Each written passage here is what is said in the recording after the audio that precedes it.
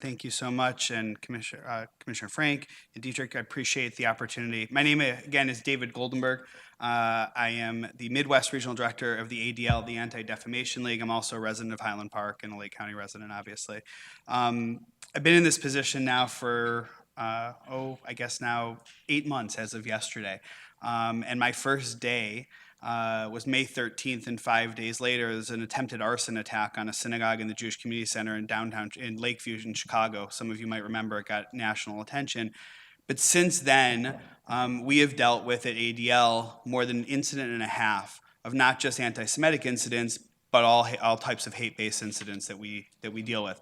The ADL was established in 1913 in Chicago, and we are now a leading anti-hate organization. And our mission was to stop the defamation of the Jewish people and to secure justice and fair treatment for all. And we really fight kind of, shall we say, four things: anti-Semitism, we fight bigotry, biases, and discrimination, we fight extremism, and we fight cyber hate. And we do it through education and training, we do it through investigations and research, and we do it through advocacy.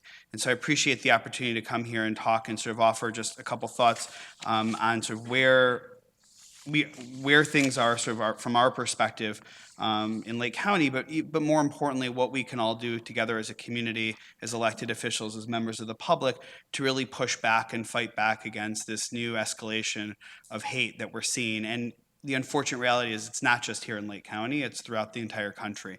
And so Commissioner Frank has a couple handouts, which I think he'll make available at some point to all of you, but I wanted to kind of give just 45 seconds of kind of some of the high level of what we're seeing.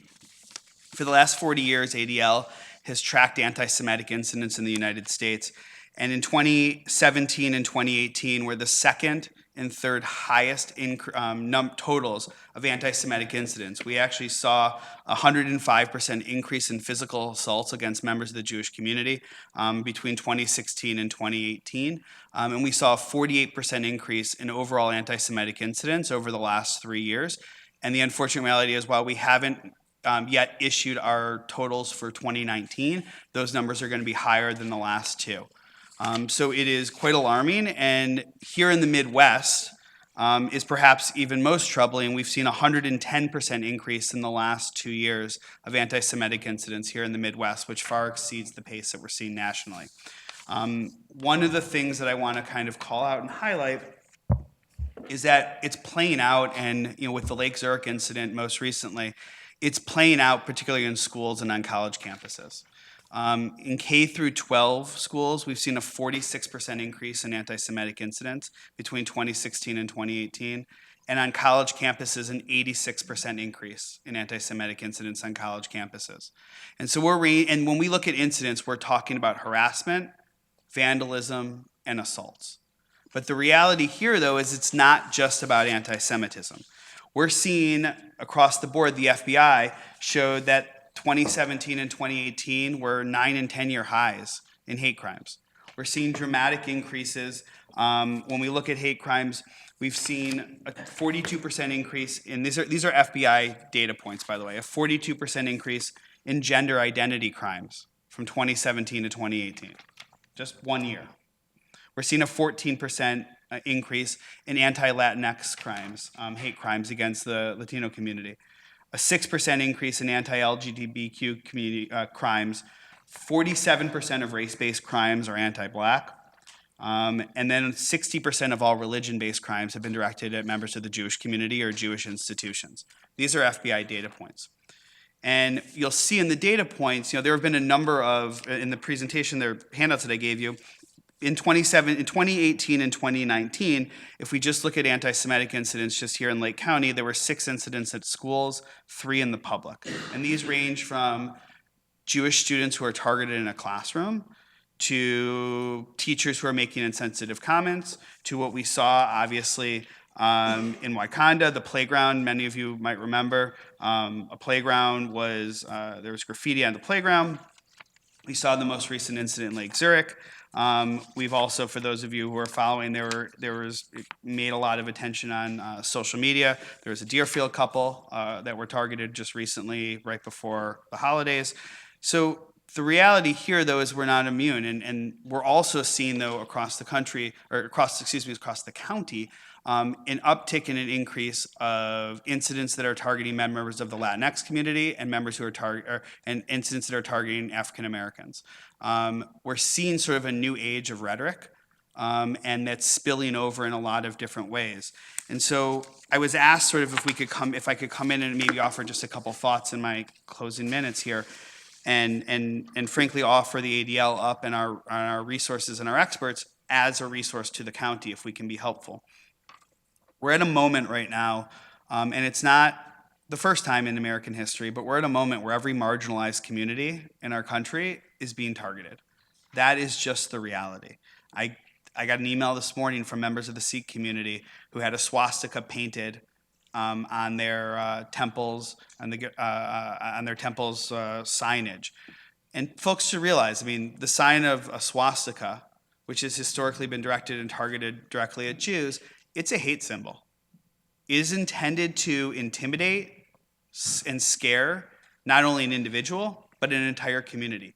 Each of those incidents that I explained, it didn't affect just the one person or the couple people who found it. It affected an entire school community. It affected parents, teachers, faculty, staff. And so when we think about how we can stop these things from happening and what roles that we can play, there's a couple things. Number one, as elected officials, as public officials, all of you can speak out against these things. When these incidents occur, not if it's just in your district, but if it's anywhere in Lake County, that these types of hate symbols, these types of hate speech have no place in our county. That's absolutely critical, and that's where I think that is one thing. The second thing is, what can we do? You can't stop that one individual who's going to pick up a spray can and go over to the school and paint a swastika. That particular individual is trying to send a particular message. But what we can do, though, is help students and help faculty and help county employees and help our public respond to these things. We can't always stop the person from doing something, but the question is, what do we do? Do we speak out? Are we an ally? Are we an upstander, not a bystander? And that's what we teach our kids when we do education programs in schools. We teach them to be upstanders and not bystanders, and how to be an ally. We teach third graders and second graders, not just high school students who can conceptualize this in a much more higher level, but when you see something that's occurring that's directed at one of your classmates, do you say, hey, stop? That's not right. That's not okay. Those are things that we can do. The other thing we do is, how do we make Lake County an inclusive community? And when we not just say it rhetorically, but we actually do it. So one of the things that we work with municipalities on a regular basis is we train, and a number, by the way, of Lake County municipalities who you represent, we've trained their law enforcement, our managing implicit bias training. We're the largest non-governmental trainer of law enforcement in the country. We're actually doing managing implicit bias law enforcement training for every officer in the city of Chicago. We're 7,000 in, and we've got another 6,000 to go over the course of the next year. And we've done, by the way, a half a dozen at least law enforcement departments, PDs, and fire in Lake County already. We work with municipal employees to make sure that no matter who walks in to the building for whatever service they're seeking, that it is an inclusive place where people feel safe and they're treated the right way. So those are some things that we could potentially do. And then lastly that I would say is sort of, as I close here, is that as we look to, I would say, particularly over the next year, and I would say specifically to the first week of November, we actually think it's going to get worse before it gets better. We think that rhetoric is going to increase. We think the intensity with which people are speaking in particular ways to incite, and I mean incite with a C, not incite with an S, is going to be problematic. All of us have one of these. They've changed the way we communicate with one another, but they've also turned into tools of hate, right? Long gone are those days where you had to find a meeting in the middle of the night, in the darkness of the night, to find people who shared those views. I could take any of your phones in a matter of 10 seconds. I could put you on an alt-right website that, not the dark web, but that would spew things that would make you sick. And so to the extent that ADL can help sort of work with all of you, work with your communities, municipalities that you represent here at the county, that we can be helpful in the resources, and number one, understanding what's going on, and number two, help responding to it, and number three, help getting ahead of the game and ahead of the curve, we're here. So I appreciate the opportunity. Thank you. Thank you.